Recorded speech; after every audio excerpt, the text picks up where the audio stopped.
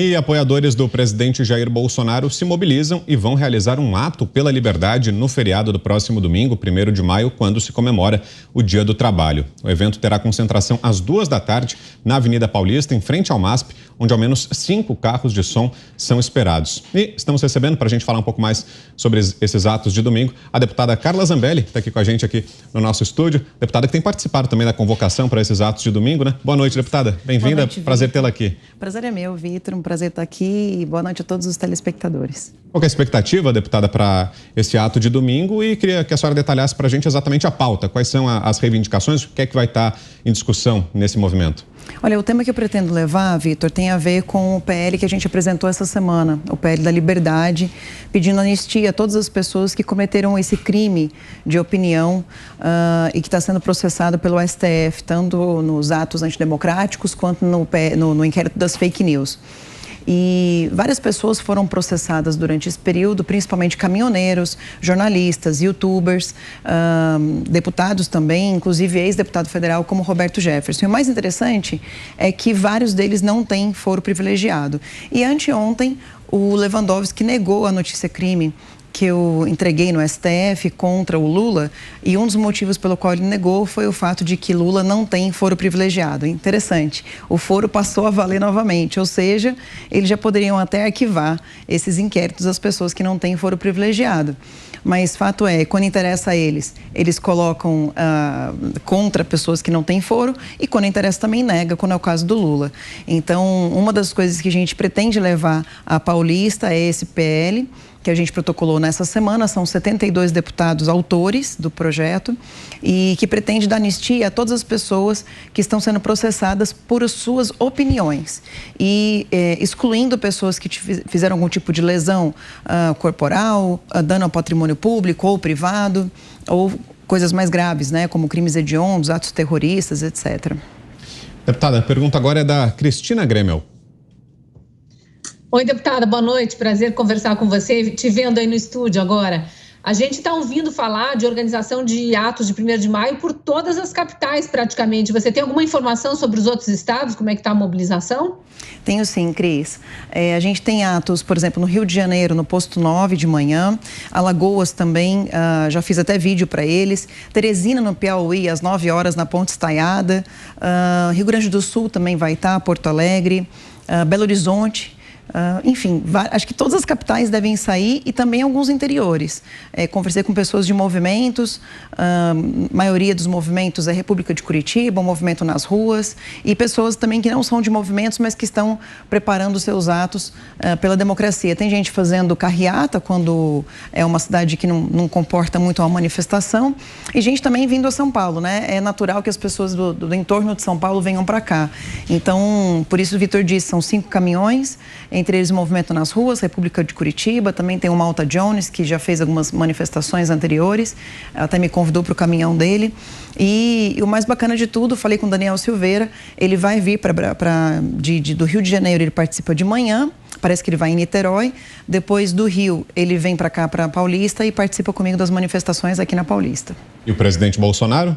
Tem alguma informação, deputada? Tenho uma prévia, né, da informação. Ele não virá à manifestação, porque toda vez que ele vem é um trabalho muito grande para a gente organizar a segurança. Da vez passada, muita gente quis entrar, ficou bastante lotado, teve gente até passando mal por conta de não poder entrar com garrafa d'água. A gente distribuiu água, mas nunca é suficiente. Então, ele deve participar de maneira remota, né, por vídeo, provavelmente de um dos caminhões. A pergunta agora é do Roberto Mota. Deputada, boa tarde. É um prazer revê-la, embora por longa distância. Quero lhe cumprimentar pelo seu trabalho. A senhora está tendo uma brilhante trajetória, né? E nos representa a nossa voz. E a pergunta que eu queria lhe fazer é a seguinte: a gente participou daquela época de mudanças, né? Das grandes manifestações, participamos da eleição do presidente Bolsonaro. Estamos nesse combate constante, permanentemente ameaçados de ter a nossa voz sufocada, e eu agradeço a senhora pelas iniciativas para impedir que isso aconteça, mas parece que existe, né, uma crescente consciência conservadora na sociedade brasileira, que está provocando reações extremadas ou até extremistas do outro lado, né? De calar a nossa voz, de nos cancelar e, por último, através de um ativismo judicial que parece que não tem controle. Eu queria saber qual é o seu sentimento em relação a isso. Essa onda conservadora veio para ficar e vai superar essas barreiras? Oi, Roberto, bom te rever também. Fizemos muitas coisas e desde 2011, né, quando eu fundei o Movimento nas Ruas, a gente percebe que as pessoas brasileiras, esses brasileiros que estão saindo às ruas, na verdade sempre foram conservadores, só que não se entendiam conservadores. Porque, na verdade, sempre se diz nas universidades, né, que ser de esquerda é cult, né, é chique, é bacana, os jovens, né, acreditar em Che Guevara. E aí eu acho que a onda da informação com a internet, também o fato de a esquerda ter entrado no poder e ter feito tanta coisa ruim, né, ter prejudicado tanto o brasileiro, eu acho que as pessoas vão se percebendo cada vez mais conservadoras. Até um tempo atrás as pessoas diziam, ser conservador é ser retrógrado, e de repente a gente percebe que ser conservador nada mais é do que defender as boas ações, defender o bom diálogo, e quanto mais o STF, por exemplo, comete arbitrariedades, né, nas suas decisões, e esses absurdos que as pessoas começam a comparar, né? Então, por exemplo, deixar preso uma pessoa como Roberto Jefferson pelas suas opiniões, pelas suas palavras, e aí eu acho que se de repente Barroso, por exemplo, se sentiu ofendido, processa na esfera civil, mas prender não é o caso. E aí, quando você vê uma pessoa como Roberto Jefferson preso porque falou mal do Barroso, eventualmente do Alexandre de Moraes, e de outro lado, o Lula, por exemplo, solto, né, não combina. Então, Janot, por exemplo, que falou que tinha vontade de dar um tiro no Gilmar Mendes, também ali solto. Quer dizer, por que pessoas da esquerda, e acredito que tenham que estar soltas, tá? Não é que eu quero que prendam de esquerda, não, muito pelo contrário. Inclusive, meu PL, o PL com o qual eu tive a ideia, né, que divido a autoria com 71 deputados, ele diz o seguinte, independente de lado, é um fato, né, essas acusações perante suas liberdades constitucionais que foram cerceadas de vários cidadãos, e num determinado período, então de 2019 até agora, até pretendem um pouco estender esse prazo por conta da cassação do Francisquini, que também não foi boa, né? Assim, não foi justa. Então esse tipo de injustiça de pegar pessoas de direita sem foro privilegiado e com toda a força para cima deles, e ao mesmo tempo pessoas de esquerda que fazem exatamente a mesma coisa, Valdir Domos, por exemplo, que pediu para fechar o STF, disse que o STF tinha que ser fechado, né? Essas pessoas não acontece nada com eles. Então, quando as pessoas veem esses dois pesos e as duas medidas, fica muito claro esse autoritarismo e fica muito claro de que lado nós estamos, o lado correto da história. E aí os brasileiros vão acordando mais para tudo isso. Também a atuação do presidente Bolsonaro, levando água para o Nordeste, fazendo o auxílio emergencial, o Auxílio Brasil, aliás, que é muito melhor do que o antigo Bolsa Família do ex-presidiário Lula, faz com que as pessoas venham para o nosso lado, com certeza. Ana Paula Henkel faz a próxima pergunta. Diga, Ana. Boa noite, deputada. Muito bom tê-la aqui novamente. Também podemos falar recentemente da procuradora lá do Maranhão, né, esfaqueando ali um boneco do presidente Bolsonaro. Aquilo poderia, obviamente, ser visto como instigar a violência, instigar um crime contra o presidente, mas aí não tem nada para ser falado, para ser tocado, é completamente ignorado. Deputada, eu queria perguntar à senhora, e aí desculpa voltar numa página que talvez possa estar um pouco distante, mas não tão distante assim, já que estamos vivendo páginas de um romance soviético no Brasil, ou até diria dessa maneira, sobre a votação na Câmara que entregou de bandeja a cabeça do deputado Daniel Silveira, que manteve o deputado preso.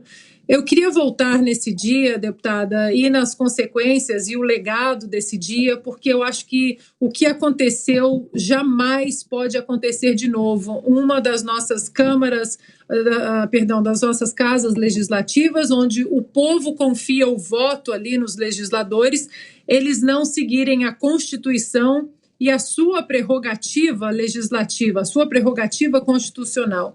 Depois desse dia, deputada, e diante de tudo que aconteceu depois desse dia, obviamente que eu não vou pedir para a senhora citar nomes, mas qual é o clima dos deputados, os deputados que votaram a favor dessa aberração? Eles se redimiram, eles sabem que eles erraram. Se isso acontecesse de novo, eles votariam de maneira diferente? Qual o legado desse dia tão sombrio, não apenas para a casa, mas para os brasileiros? Obrigada pela pergunta, Ana. Até nos dá a chance de poder voltar nesse dia. Eu me lembro que eu subi à tribuna no dia da votação da manutenção da prisão do Daniel e disse o seguinte: a gente não tinha que votar a favor ou contra o Daniel.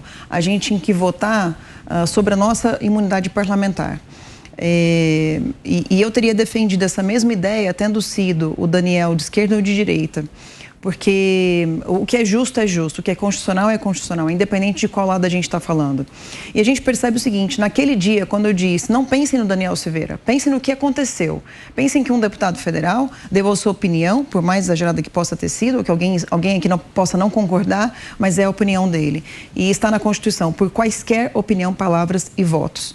Então, seja a opinião, a palavra dele, como ele falou, se tiver alguma questão de dano moral, alguma coisa nesse sentido, que se faça.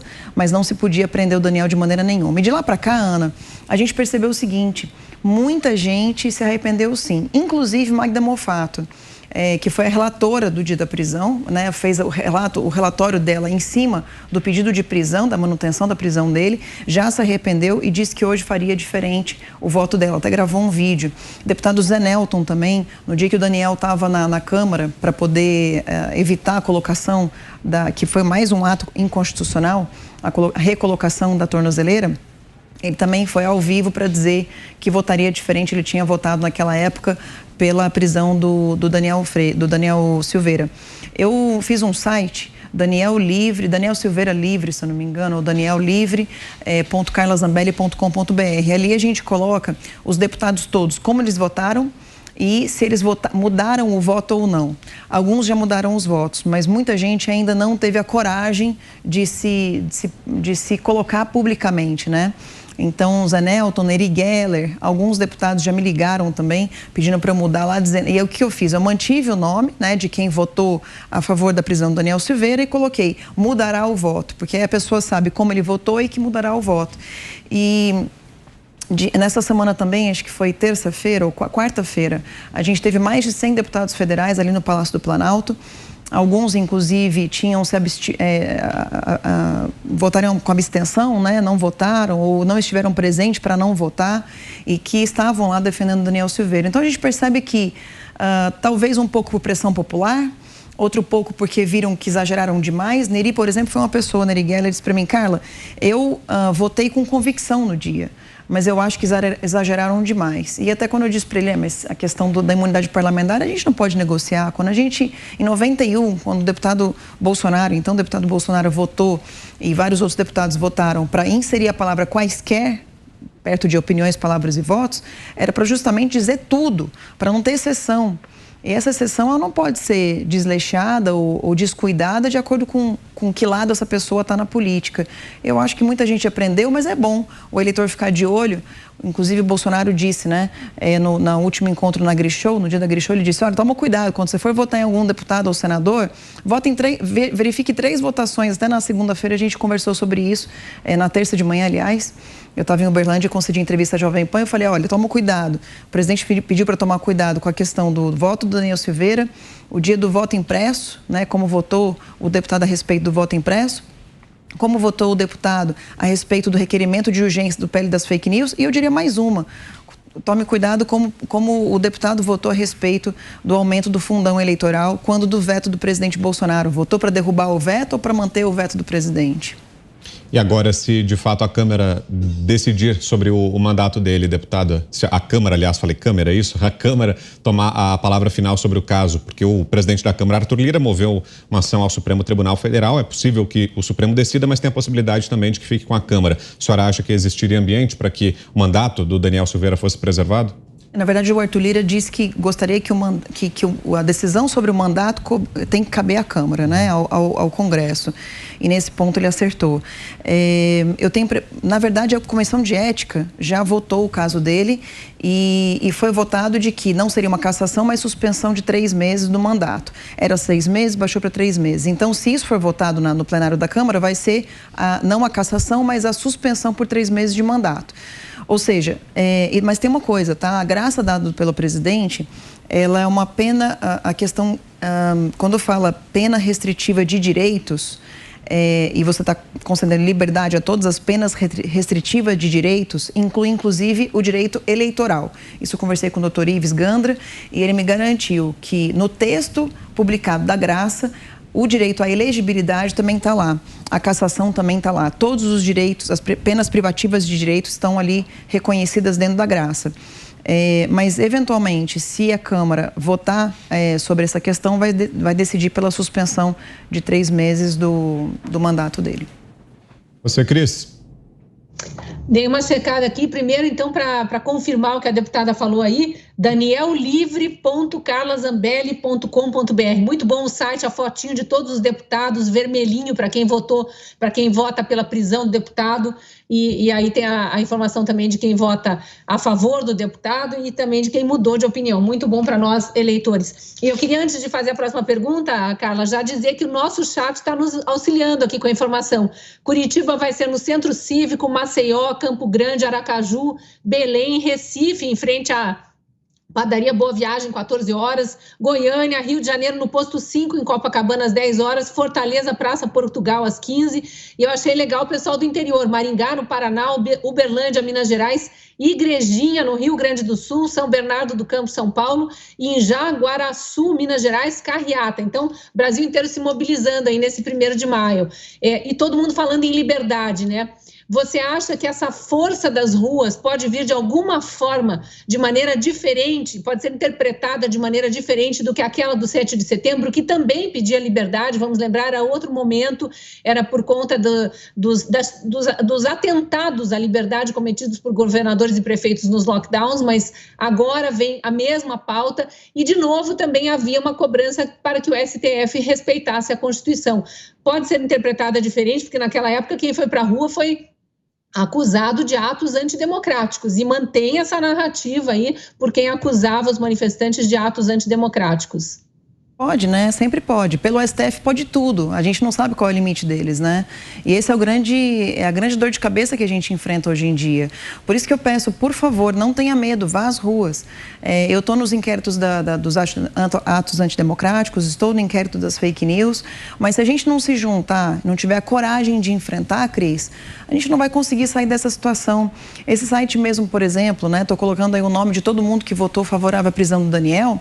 E, inclusive, tem ali onde você pode clicar e ir direto para o Instagram da pessoa, clicar e ir direto para o e-mail, tem o telefone dele, se eu não me engano, do gabinete. E vários deputados ficaram chateados comigo. Poxa, cara, você colocou meu nome lá. Eu falei, olha, publica que você vai votar diferente dessa vez, que eu coloco lá que você vai mudar seu voto, não tem problema nenhum.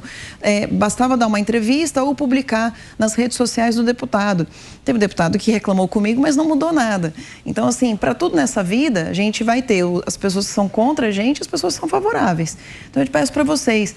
Uberlândia, inclusive, eu tinha esquecido, mas eu tive lá essa semana, agora na terça-feira, vai ser no Parque do Sabiá, inclusive. Fortaleza, meu marido vai estar lá me representando e várias outras pessoas. Mas, assim, se você é favorável à liberdade, se você se sentir incomodado com esse excesso de autoritarismo do Supremo Tribunal Federal, se você te machucou de alguma forma, você vê o que Daniel sofreu, né? Daniel Silveira sofreu, é a hora de você se manifestar. Muito tranquilamente, a gente, como sempre, né, a gente derrubou uma presidente do poder sem precisar quebrar uma vidraça.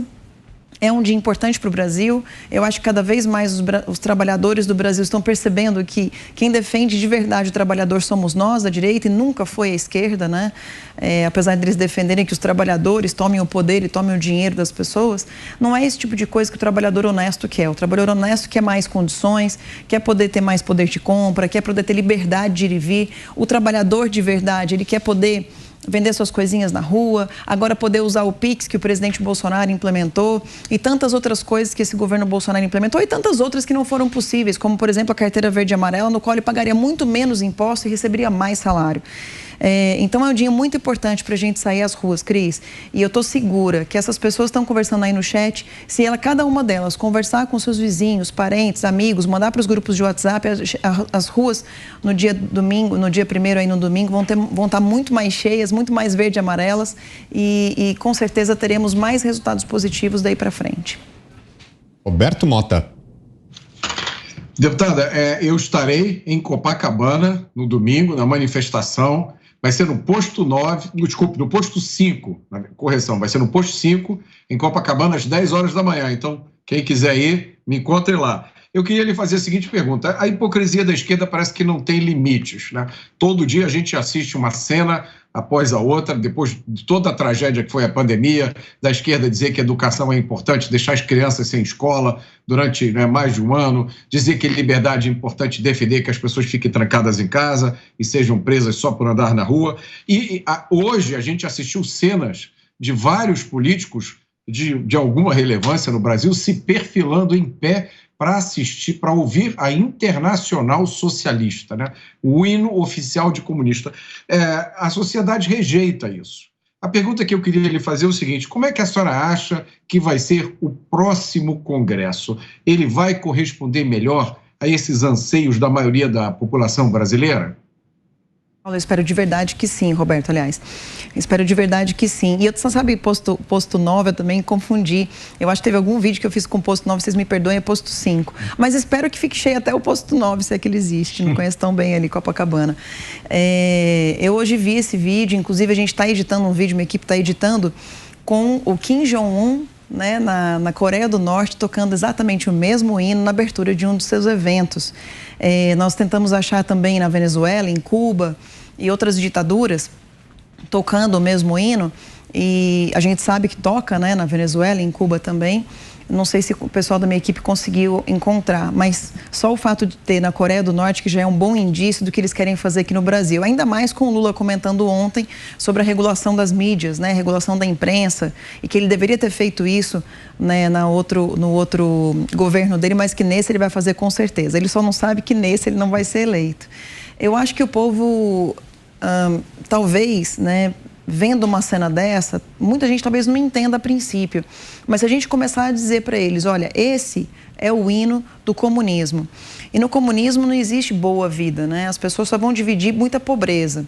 No começo, talvez, quando comecem a dividir aí o dinheiro de todo mundo, mas na hora que acaba o dinheiro das pessoas mais empoderadas, né? Que tem mais dinheiro, o que vai acontecer é uma grande casta, como acontece na Venezuela agora, e muita gente, a grande maioria das pessoas, passando muita dificuldade e muita fome. Venezuela foi um dos países mais ricos do mundo e olha só a situação que eles estão agora, né? E outros países indo para o mesmo rumo, né? Argentina, Chile. E eu acho, Roberto, que cada vez mais a gente vai ver a população se informando. E através de imprensas como essa, que é a Jovem Pan, tenho falado muito para as pessoas o seguinte: empresários estão nos assistindo agora, pensem numa coisa, coloque na sua empresa a Jovem Pan tocando. A gente costuma ver aí futebol passando nos restaurantes, né, nas empresas. Coloca a Jovem Pan passando, deixa os seus funcionários assistirem Jovem Pan enquanto eles estão trabalhando. E aí a gente vai começar a ver a diferença da opinião das pessoas, porque muita gente ainda se informa pela imprensa, né? E não busca saber ativamente de uma informação, ela simplesmente recebe informação. Mas eu acho que cada vez mais as pessoas estão acordando. E a gente vai mostrar, inclusive, dia 1º, que mesmo não tendo muito tempo de antecedência, para vocês terem uma ideia, cada manifestação grande que a gente fez, a gente dava 3 meses de divulgação. Então, por exemplo, 13/3 de 2016, que foi a maior manifestação que a gente teve no Brasil, a gente anunciou dia 13 de dezembro de 2015. Né, que foi quando o Cunha aceitou o impeachment dia 4 de dezembro, a gente chamou para o dia 13 de dezembro, foi um esquenta, e depois 13/3 de 2016 foi aquela grande manifestação, foram 3 meses de divulgação. Dessa vez a gente teve um pouco mais de uma semana, foi quando o presidente concedeu a graça, a gente chamou no dia 21 de abril, começaram os chamados, né? Ou seja, 10 dias aí divulgando a manifestação. E a gente só conta com imprensa como essa, como a Jovem Pan, para poder nos ajudar a chegar nas grandes massas. Ou seja, não é esperado tanta gente, mas se você estiver lá, com certeza a gente vai ter mais gente gritando por liberdade, defendendo essas opiniões. Para a gente fechar, então, essa nossa conversa com a deputada Carla Zambelli, mais uma pergunta sua, Ana, por favor. Deputada, bom, primeiro para nossa audiência, o site está aí na nossa tela, daniellivre.carlazambelli, com 2 L's.com.br. Nesse site, então, nós conseguimos ver, não é isso, deputada, como cada deputado votou ali na absurda inconstitucionalidade do STF em prender o deputado Daniel Silveira, e ali, então, nós encontramos como cada deputado votou e se ele se arrependeu ou não. Então, é uma iniciativa fantástica. Deputada, na verdade, são 2 perguntas em uma, já que o nosso tempo está se esgotando. A primeira é que, em 7 de setembro, nós vimos que as manifestações, uma das pautas das manifestações do último 7 de setembro foi exatamente o respeito à nossa Constituição.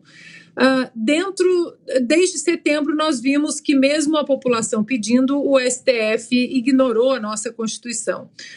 A primeira pergunta para a senhora é a seguinte: nos bastidores, a senhora acha que existe algum ministro constrangido com tudo isso que está acontecendo, ou eles são os ungidos mesmo, estão se sentindo que são donos do Brasil e podem interpretar e inventar artigos da Constituição? E se a senhora acha que eles continuarão esticando a corda no caso da graça presidencial ao deputado? Eu ia te dizer o seguinte, Ana, a gente só vai saber se algum ali está constrangido com o que foi feito se eles votarem diferente no próximo voto em plenário, que a Rosa Weber não teve coragem de votar sozinha, né? E acabou recorrendo ao plenário. Então, a gente só vai saber como eles estão pensando ali naquele voto. Porque existe, sim, conversa de bastidor, mas eu prefiro não confiar muito no que a gente ouve. Espero de verdade que o André tenha se arrependido do que ele fez, porque o problema todo não foi o voto dele, o problema foi ele ter reconhecido o devido processo legal, que foi ilegal, né? Não houve devido processo legal, aquele julgamento e toda aquela ação, todos os inquéritos são inconstitucionais. E dessa vez, Ana, para você ver, de novo a gente vai pedir para que o STF respeite a Constituição, para que as pessoas respeitem a Constituição. Porque na Constituição diz que o presidente pode decidir essa questão da graça. Então, de novo, a gente vai pedir respeito à Constituição, de novo a gente vai pedir por liberdade de expressão, principalmente nesse caso. O próprio PL, né, da liberdade, o PL da anistia, pede principalmente respeito à Constituição, para que as pessoas que tiveram suas liberdades constitucionais cerceadas nesse processo dos inquéritos inconstitucionais dos atos antidemocráticos, né, ditos antidemocráticos, que nenhum deles foi, e também do PL do inquérito das fake news. A gente lembra do PL das fake news do inquérito porque é um pouco parecido um com o outro, né? E eu acho que, sobre recuar, Ana, eu gostaria muito de dizer para você aqui, sinceramente, que eu acredito que sim, mas infelizmente não consigo ver. Eu acho que, de novo, a gente vai ter que esperar esse próximo episódio, né, da decisão sobre a graça, para decidir se eles vão, para perceber se eles vão continuar esticando a corda ou não. O Ulisses Guimarães dizia, né, que o deputado, o senador, o parlamentar de uma forma geral, o político, tem medo do bafo do povo no seu cangote, né, então nas ruas. E a gente percebeu isso durante o impeachment, durante todos os anos que a gente se manifestou, esses últimos 11 anos da minha vida. Mas o STF não tem medo do povo. E não tem medo porque eles estão cercados sempre de muitos seguranças, né? Segurança armada, muitos deles desarmamentistas, mas defendem a segurança armada deles. Muitos andando de jatinho para lá e para cá. Muitos, às vezes, morando fora do Brasil, como alguns deles moram em Portugal, na Europa. Então, não consigo enxergar eles nos respeitando a partir daqui. Talvez com um ato como esse, eles comecem a perceber que quanto mais eles esticarem a corda com o presidente Bolsonaro nisso, mais eles vão estar mostrando para o povo que o Bolsonaro respeita as liberdades individuais, respeita a Constituição e eles não. Quanto mais eles fazem queda de braço com o presidente, mais popular fica o presidente, mais eles transformam Daniel Silveira uma grande possibilidade de se eleger, né, numa boa oportunidade de se votar para senador agora esse ano, mas eles estão fortalecendo a direita. Talvez com esse medo eles recuem, mas não por suas consciências, porque nisso eu não acredito que eles tenham, nem por brio, nem por valores, nem por princípios. Talvez por medo de ver a direita crescer um pouco mais a cada ato antidemocrático que eles cometem. Muito bem, recebemos aqui em Os Pingos nos Is a deputada Carla Zambelli. Obrigado mais uma vez, viu, deputada, pela presença aqui com a gente. Quer deixar um recado final? Quero, Vitor. Primeiro agradecer a Jovem Pan pela abertura de sempre e dizer para vocês aí em casa, pessoal, defendam a sua liberdade, não tenham medo. A gente precisa muito de vocês. Quisera eu que o Poder Legislativo, o Poder Executivo tivesse total autonomia para poder fazer o correto, o certo, o constitucional, mas a gente precisa muito do apoio de vocês ainda e esperamos que vocês... o Roberto até perguntou, né, se eu espero que o Congresso mude. A gente depende de vocês. Se vocês tiverem essa consciência e votar em pessoas certas, a gente vai ter um Congresso mudado. Se a gente tiver vocês nas ruas, a gente pode ser que o STF recue e mude de opinião. Então, a gente está dependendo totalmente de vocês. Esperamos vocês nas ruas aí dia 1º de maio. Obrigado, deputada. Bom final de semana. Para você também, Vitor.